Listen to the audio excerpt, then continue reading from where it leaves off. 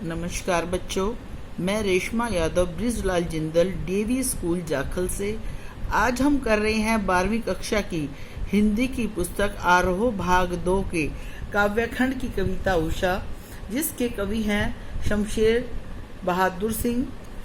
इनका जन्म 13 जनवरी सन 1911 ईस्वी को उत्तराखंड के देहरादून जिले के एक साधारण मध्यवर्गीय परिवार में हुआ। इनकी प्रारंभिक शिक्षा देहरादून के एक स्कूल में हुई। हाई स्कूल और इंटरमीडियम की परीक्षा गोंडा से प्राप्त की। इन्होंने बीए तथा एमए की उच्च शिक्षा इलाहाबाद विश्वविद्यालय से ग्रहण की। बच्चों, आज इनकी जो कविता है वो है उषा।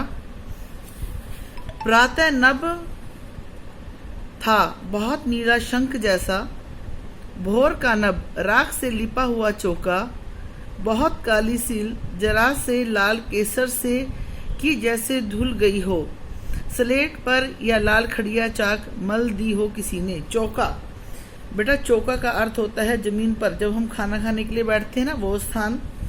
सील होता है एक पत्थर जिस पर मसाले या चटनी पीसते हैं। अब इसकी व्याख्या सुनिए कि नीले आकाश में सफेद रंग की झलक है। इस प्रकार सूर्य उदय से पूर्व के आकाश ने आकर्षक रूप धारण कर लिया है। आकाश की नीलिमा में बिखरी सफेदी के कारण उसका सौंदर्य शंख के समान लग रहा है।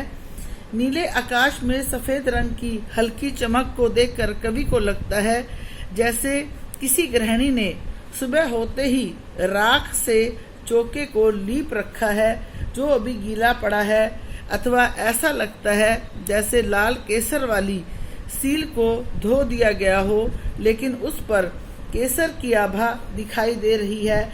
ऐसा लगता है जैसे स्लेट पर लाल खड़िया चाक मल दिया गया हो।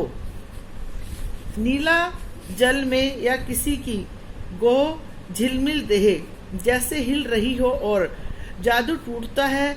इस उषा का अब सूर्य उदय हो रहा। गौर मैंने क्या होता है बेटा? गोरा रंग। सूर्योदय, सूर्य का निकलना। देह होता है शरीर। इसकी व्याख्या है कि नीला आकाश मानो नीला जल, सूर्य का आकाश में प्रकट होना ऐसा लगता है मानो कि सुंदरी नीले जल से बाहर आती हुई रह रह कर अपने गोरे रंग की आभा बिखेर रही है। अब सूर्य प्रकट होने के कारण उषा का जादू जो है वो सारा टूट जाता है और ये सारा सौंदर्य समाप्त हो जाता है। बच्चों, ये थी इस कविता की व्याख्या। बेटा अब हैं आपके अभ्यास के प्रश्न। पहला है, कविता में किन किन उपमानों को देखकर यह कहा जाता है कि उषा कविता में गांव का सुबह का गतिशील जो है वो शब्द चित्रण है। प्रयोगवादी कवि शमशेर बहादुर सिंह ने गतिशील बिंब योजना का प्रयोग करते हुए गांव की सुबह का सुंदर चित्रण किया है। उन्होंने कहा है कि पूर्व दिशा से सूरज दिखाई देने से पहले वह नीले शंख के समान प्रतीत होता है।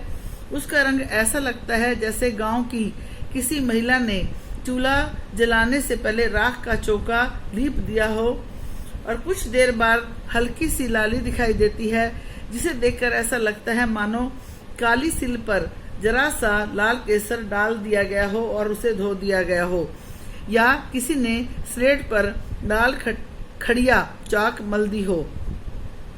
आकाश के नीलेपन में सूर्य ऐसे प्रकट होता है जैसे नीले जल में किसी का गोरा सुंदर शरीर झिलमिलाता हुआ प्रकट हो रहा हो, लेकिन सूर्य के दिखाई देते ही यह सारा सौंदर्य गायब हो जाता है। भोर का नभ राख से लिपा हुआ चौका। इस कविता में कोष्टक, विराम चिन्हों, पंक्तियों के बीच का स्थान भी कविता को अर्थ देता है। उपर्युक्त पंक्तियों में कोष्टक में कविता से क्या विशेष अर्थ पैदा हुआ है? भावों को सबल रूप से प्रकट करने के लिए विराम चिन्हों का जितना महत्व बोलचाल की भाषा में होता है बेटा, उतना ही लिखित भाषा में भी होता है। प्रयोगवादी कवियों ने परंपरागत कविता में अपनाई जाने वाली शैली से कुछ हटकर इन चिन्हों का प्रयोग अपनी कविता में करना आरंभ किया है। कवि ने अपनी पंक्तियों में कोष्टक का प्रयोग कर अपने कथन को स्पष्टता प्रदान की है। सुबह सवेरे का आकाश गहरा स्लेटी सा प्रतीत होता है। उस रंग में स्लेटीपन की थोड़ी सी अधिकता होती है उसे स्पष्ट करने के लिए कवि ने कोष्ठक का प्रयोग करते हुए स्पष्ट किया है कि गीला चौका अभी गहरे रंग का होता है, पर सूख जाने पर उसका स्लेटी रंग हो जाता है। बच्चों, ये थे अभ्यास के प्रश्न। बेटा, आपने इस कविता को ध्यान से पढ़ना है और इसके जो प्रश्न उत्तर हैं उन्हें अपनी फेयर नोटबुक पर लिखना है। धन्यवाद।